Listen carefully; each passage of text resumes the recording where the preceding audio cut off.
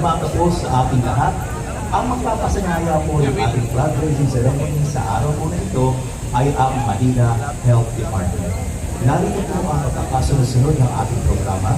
Una po ang pag-awit ng pambansang awit kasabay ng pagtataas ng patawat ng Pilipinas sa pangunahan ni Ginoong Romeo at Binbining Christine Joy Gonzalez. Susundan ito ng panalangin na pangunahan ni Dr. Julia Timoteo. Pagkatapos nito ay ang panunumpa sa watawat na pangunahan ni Dr. Jonathan Lai. Kasunod naman ang awit ng Maynila. Pagkaraan nito ay panunumpa ng Lingkod Bayan na pangunahan ni Dr. Dolores Manese. Susundan ito ng panata sa Bagong Pilipinas sa pangunguna ni Engineer Manny Tagupa. Kasunod nito ang himno ng Bagong Pilipinas na muli pong pangunahan ni Ginoong Ron at Binbining Christine Joy. Sa pagkakataong ito, inaanyayahan po natin ang lahat. Ating pong ilagay ang ating kanang kamay sa ating titig para sa pagpugay sa ating pambansang watawat. Mga kamanggagawa, ang pambansang awit ng Pilipinas.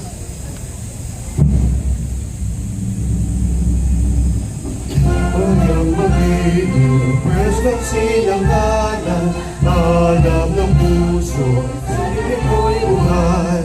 Lupang inila, tuyang ka ng mag-ibig, sa manglulubi, di ka pasisingin. Sa dagat at bundok, sa simoy mo, sa langit mong pagkaw, at tinagang tulad, kawisan, patay ang minamahal. Ang islap ng watawat mo'y tagumpay na naghiningning. Ang bituin ang araw na kailan pa may di maglilig. Tuwa ng araw ng buwan, bakit ang sinta mo ay gamit sa piling mo? Ang ligaya at takpak ay mga api, ang mamatay ng dahil sa'yo.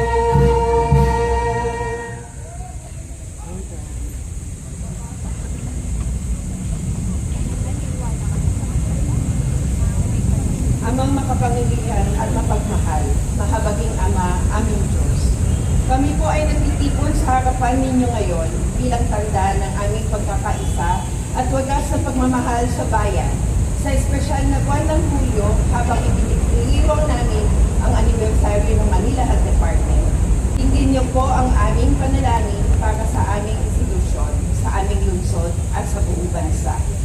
Lubos kaming nagpapasalamat sa inyong walang humpay na biyaya, pag-iingat at paggabay. Salamat po sa mga taong aming inilaan sa paglilingkod, sa mga tagumpay na aming nakamit at sa bawat pagsubok na aming nalampasan. Ang lahat ng ito ay bunga ng inyong kadakilaang kabutihan at ng aming sama-samang pagtutulungan. Hinihiling namin ang iyong patnubay at pagpapala para sa aming mga pinuno, sa bawat kawani ng lungsod at sa lahat ng mamamayan. Puspusin mo po ng kagunungan at katarungan ang mga namumuno upang maging tunay silang huwakan ng tapat na paglilingkod, malasakit, integridad at takot sa iyo. Naway patuloy niyo kaming pagkalooban ng lakas ng loob, husay at wagas na pagmamahal sa serbisyo upang magampanan namin ang aming tungkulin sa kalusugan ng may ganap na katapatan at dedikasyon.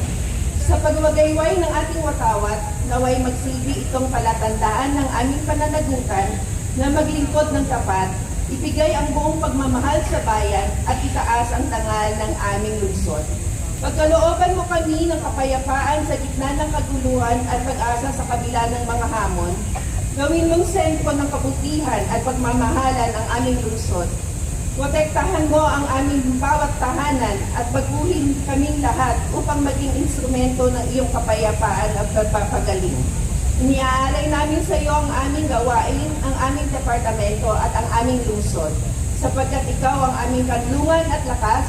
Nananalig kami sa iyong tulong, lalo kaming titibay, magiging mas makabuluhan ang aming serbisyo at muling babangon at magtatagumpay para sa iyong kapurihan at para sa kapakanan ng lahat. Ito po ang aming mapagkumbabang panalangin sa ngalan ng inyong anak na si Jesucristo, aming Panginoon. Amen. Itaas ang kanang kamay at sabay-sabay natin bigkasin ang panunumpa ng katapatan sa watawat ng Pilipinas. Ako ay Pilipino, buong katapatang nanunumpa sa watawat ng Pilipinas at sa bansang kanyang sinasagisag na may dangal, katarungan at kalayaan na pinakikilos ng sabayan ng makadiyos, makatao, makakalikasan at makabansa.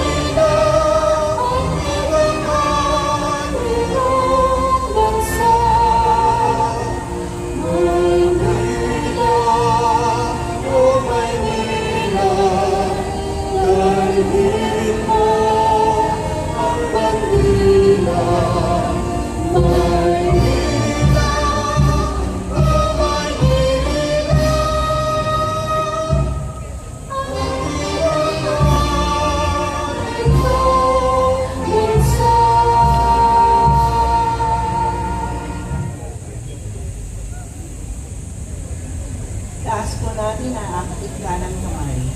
Panunumpa ng lingkod bayan. Ako ay isang lingkod bayan.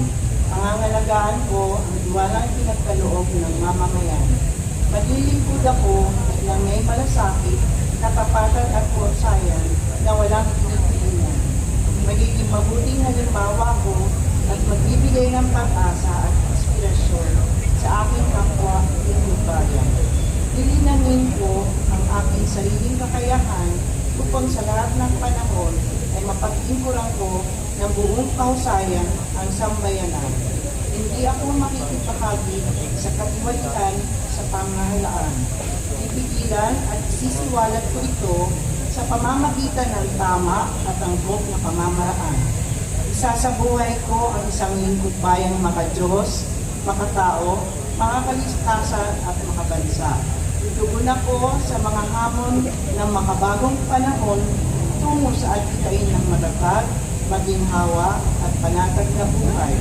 Sa mga tungkulin at hangarin ito, kasihanawa ako ng may kapal. Muli po natin taas ang ating kanang kamay. Panata sa bagong Pilipinas. Bilang Pilipino, buong pagmamalaki kong isasabuhay ang bagong Pilipinas.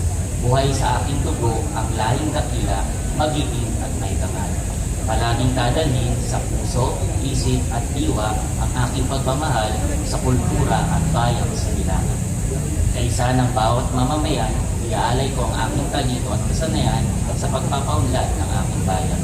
Taglay ang galing na naaayon sa mga pandaigdigang pamantayan.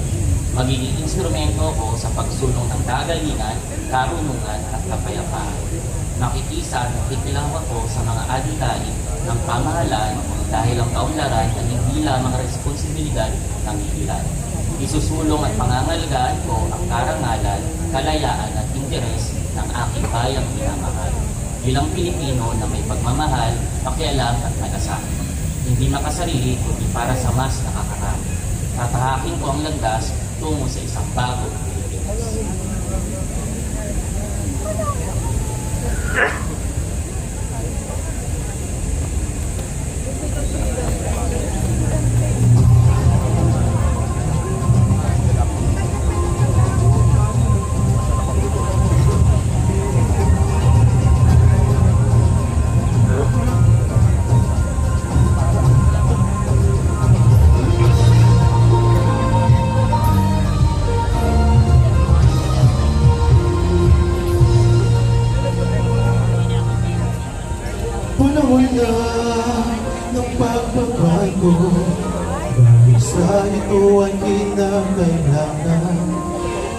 tayo ay magtulong-tulong na uuwi ng mahal nating bayan.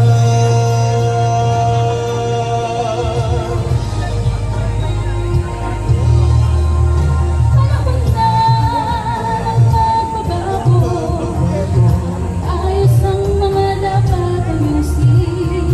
Dapat lang maging tungkulin ng bawat mamamayan dito sa atin. Bilang pagbabago patungo sa pag-asenso, magsikap ng mabuti at nang luminawa tayo upang malaki natin sa mundo at ipamalas. Bagong Pilipino, bagong Pilipinas. Panahon na ng pagbabago, tutigin natin ang sarili natin. Tama na ang naugali, sabi pa sa atin ang mulahin. Panahon na magbabago, Ang pagbabago, sa kahit anong larangan.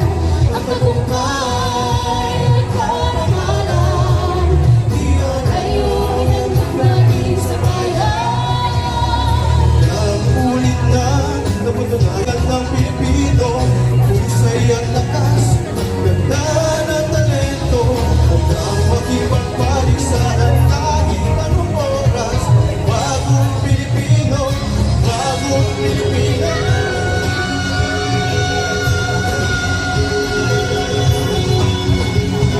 Panahon na ng pagbabago, ang ugali ay gawing maliwanag. Marami ng magandang bukas, bubuka ng bagong Pilipinas.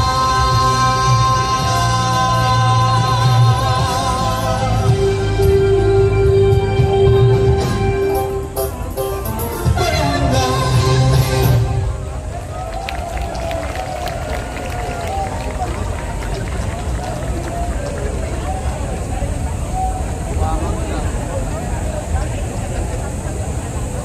Palakpakan po natin ang mga ng Manila Health Department. Morning!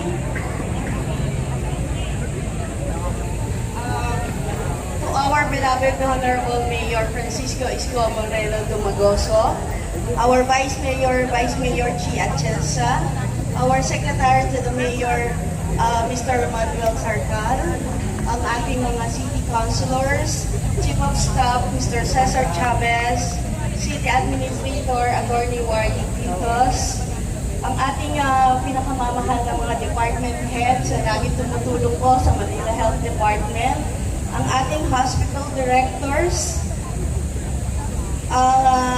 ang ating mga BNS at mga BHW, ang mga kasamahan ko po sa Manila Health Department, sa inyo pong lahat, mga kawani ng pamahalaang lungsod ng Maynila, isa pong a pleasant good morning po sa inyong lahat. Good morning! Good morning, Manila! Masiglang-masigla po ang aking mga kawani, ang ating mga kasamahan sa Manila Health Department, ang kagawaran po ng kalusugan sa Maynila, tampo po ng aming 7 hospitals dahil ramdam po namin ang suporta ng ating punong lungsod at excited po lahat pumasok ngayon kasi papasok po sila sa magandang pasilidad nila at papasok po silang may ngiti sa kanilang mga labi. Ako po pala si Director Grace Padilla. Isang taon na po ako bilang Officer in Charge ng Manila Health Department. Napakalawak po pala ng napakadami ng mga kawani ng Manila Health Department. Pero iisa lang po ang aming direksyon para ma-improve po ang ating kalusugan dito sa City of Manila. Ito po ay kasuporta ng ating punong lungsod at ang mga city councilors at of course si Vice Mayor Chi Atienza para po ay ma-improve ang ating mga pasilidad. As the Manila Health Department leads today the flag raising ceremony, I am proud to reflect on what our team has achieved from the time na nag-start po kami dito. At para po sa kaalaman ng lahat, ang City of Manila has been recognized by the Department of Health for its remarkable performance as a universal healthcare integration site. The Manila Health Department is likewise acknowledged as a lead on the local health reforms, advancing the realization of the universal healthcare. Kahit hindi sapat ang ating pondo, lumalabang pa rin kami. So, tinikap ng ating mahal na mayor na maipaayos at mabigyan ng prioridad ang usaping pangkalusugan ng ating lungsod. Sa aming pong every month na local health board meeting, masidhi ang kanyang hangarin na maibigay sa bawat Manileño ang isang libre, maayos at dekalidad na serbisyo. Kaya naman kami po sa Manila Health Department ay patuloy na tumutugon sa po ng 7 hospitals na under sa Manila Health Department sa adhikain ito. We have been recognized by the Department of Health for its consistent implementation of monthly water sampling. Meron po kaming 39.9 increase on establishment inspected and issued with sanitary permit as compared po last year. And we have a 108.7 increase in the process and issued health certificate. So, palakpakan po natin ang ating division of sanitation. At meron pa po silang achievement na 90.8 compliance score for liquid waste management indicator during the Manila Bay Cleanup Rehabilitation. So kasama po namin yan ang ating DEPS. For the maternal and child health program naman po, naglunsad po kami ng Ligtas last month. So, naka-achieve po tayo ng 100.11%. So, palakpakan po natin ang ating maternal and child health unit. At, of course, ang ating mga dentista ay hindi magpapahuli. Nagbigay po sa mga dentista, taas ang kamay.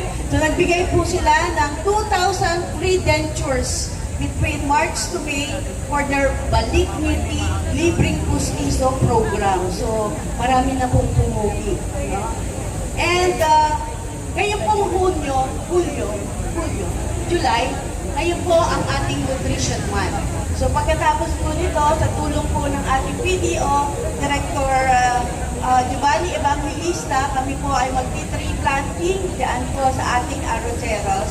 At, of course, hindi natin makakalimutan ang ating Your Milk 2.0 sa larangan po ng nutrisyon. So, katulong po natin dyan ang si Dr. Agayola at si Dr. J. De La Fuente ng NDSWT.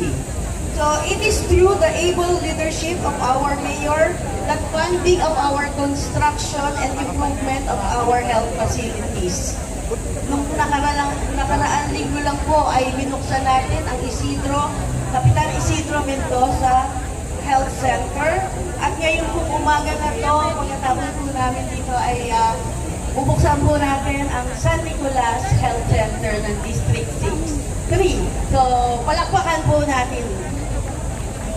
Ngayon din po, nagpapasalamat po kami sa buong suporta na binibigay ng ating konseho kasama ang ating maganda at putihing Vice Mayor upang ang programang pangkalusugan sa misyon ng Maynila ay ating maisakatuparan. So, sinabi kanina po, 86 years old na ang Manila Health. Ang pinakamalaki at pinakamalawak at pinakamagandang organisasyon pangkalusugan dito sa Maynila. So I would like to take this opportunity to acknowledge our selfless, hardworking barangay health worker. Mga kawani po sila ng ating Manila Health Department. Malapit na po silang magretiro at binigyan po namin sila ng konting parangal ng aming anniversary. At tatawagin ko po sila, pito lang po sila na naka-achieve ng more than 25 years in service. So si Miss Rizalina Laconsay, 32 years in service. Ang barangay health worker po ay ating contractual employee, ma'am. Sa District 2, palakpakan po natin, Angelina Cruz ng Tondo Health Center, 39 years in service. Makakapamili na po si Kuya Jess. Okay? Sa District 4, Maria Teresa de la Cruz Ramirez ng Dapitan Health Center, 39 years in service. Okay. District 4 again, Ethel Arellano Relacion,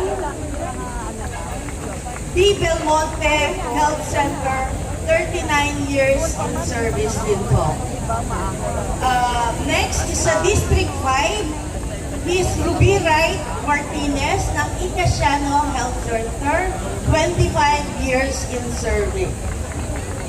And then Pamela Dulay, 26 years in service na Rosario Reyes Health Center, may palandala. And then Maria Lisa Carrion ng Pedro Hill Health Center. So pinagmamalaki ko po sila. Sorry. Pinagmamalaki po namin ng Manila Health Department ang ating mga katuwang sa paglilingkod. Araw-araw po silang nasa barangay. Magre-retire na po sila. So, kung pwede pong makahingi ng isang masigabong palakpakan para po sa kanilang serbisyo sa ating lungsod ng Maynila. Sa aking mga kasamahan sa Manila Health Department at mga hospital, let us continue to deliver the kind of service that every Manileño deserves. Thank you very much at mabuhay po tayong lahat. Good morning! At sa pagkakataon po ito ay gusto ko pong anyayahan ang ating pinakamasipag, ang aming lucky charm sa health cluster, kagalang-galang Mayor Francisco Isko Moreno Dominguez.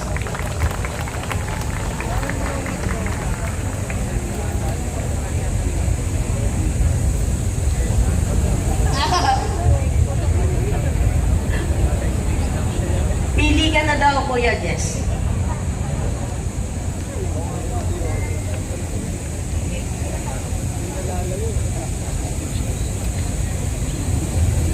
Sabi ni Jess, yung mga bank account daw ang lalaki. Pwede na, Jess. Yung isa, may asing pa. Good morning! Oy, maraming salamat sa ating direktor, Grace Padilla ng Manila Health Department at lahat ng miyembro at kasapi ng Manila Health Sector. Pagpalagpakan natin sila. Well, today I would like to give recognition also to the following. Una, yan, Manila Health Department, NDRRMO, MDSW, DEPS,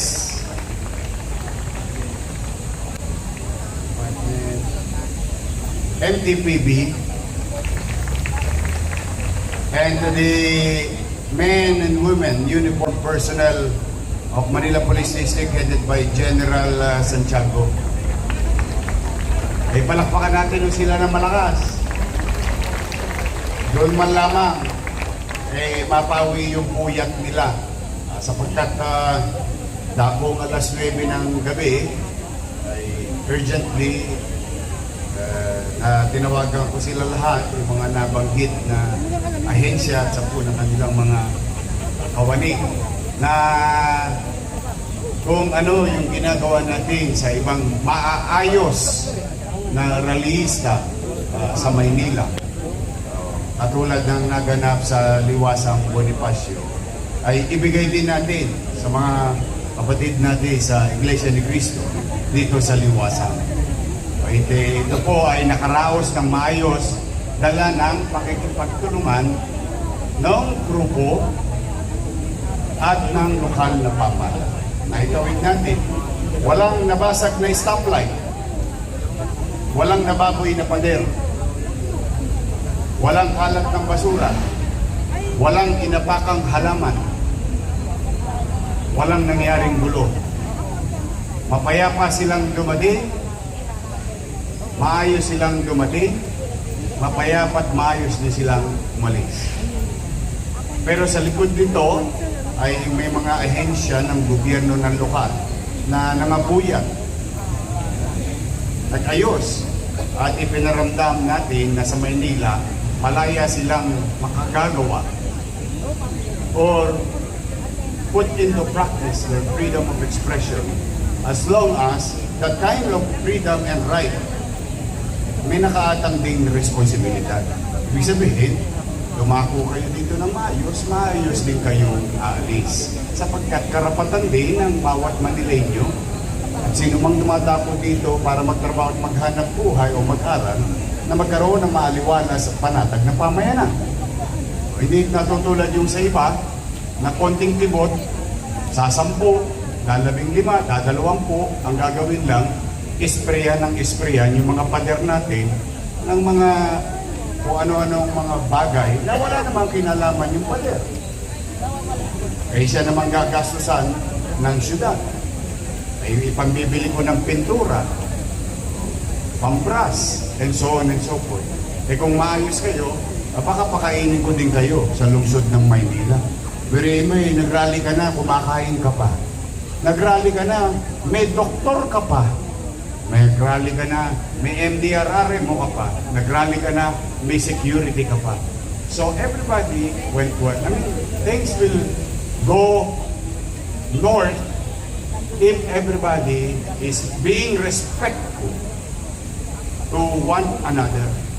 Habang kinikilala natin bilang pamalang lungsod ang karapatan ng lahat, pero lahat ng karapatan na yan ay lagi kong inuulit na may kaakibat o kabalikat na responsibilidad sa pamayanan at sa kapwa.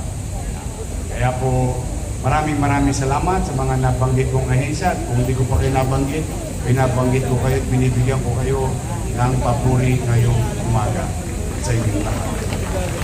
At mukhang nalalapit na rin si Jess. Jess, 7 yung iyong pagpipilian. Mukhang kabatch mo naman itong mga to. But for now, kidding aside, it's another week. What happened last week in our lives, personal, sa opisina, those are the things of the past. We move on.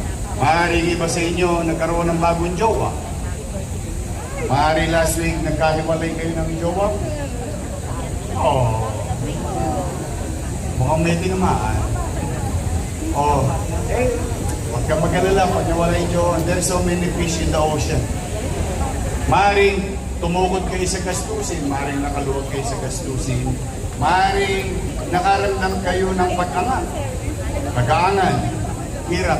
But those are the things of the past. What happened last week is the things of the past. What matters today is that today is a new day.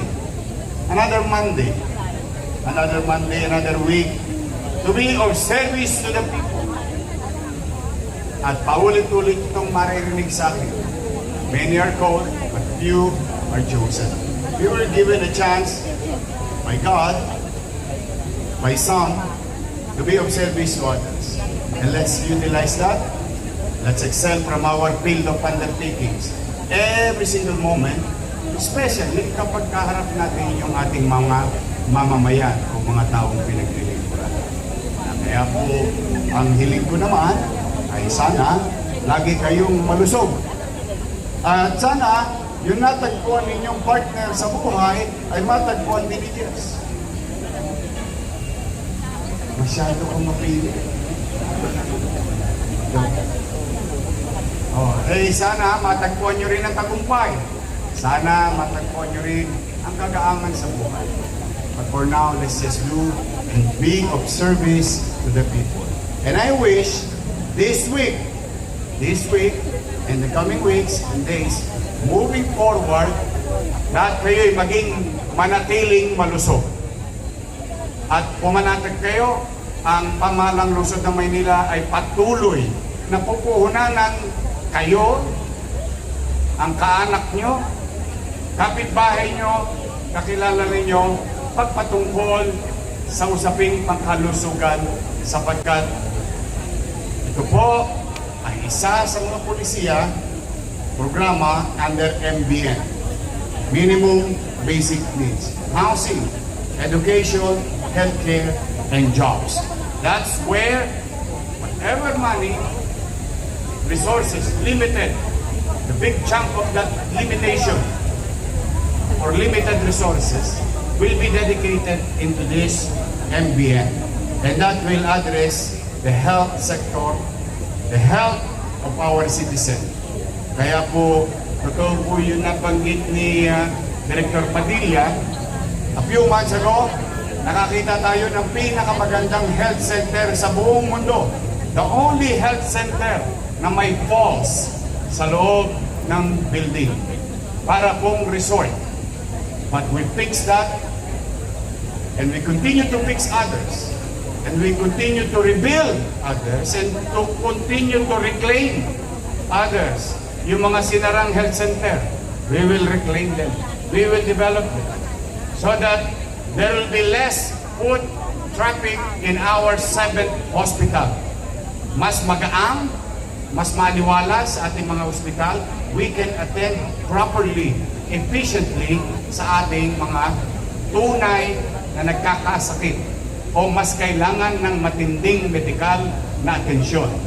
So that our medical healthcare facility frontline, better equipped, better working environment, needed supplies, and I am happy to share that yesterday, the other day, and last week, the amount that we appropriated in the health board, about 300 million pesos, acquiring machines, equipment, tools for our hospitals and health centers at unti-unti na pong dumarating. Ang ganda nung nakita ko pag nabuntis mo isa doon kung pwede pa, hindi ko lang alam. Hindi ako sure. Anong tawag doon?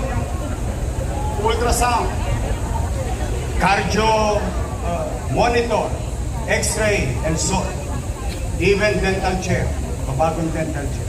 These are sets of equipments that we are going to produce or deliver in every health centers and hospitals.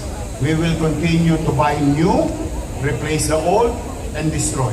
We will continue to equip those facilities so that maging maginhawa naman sa ating mga medical practitioners ang pag-deliver ng healthcare. Tuloy-tuloy po yun. Pumanatag kayo. Kaya po, stay healthy.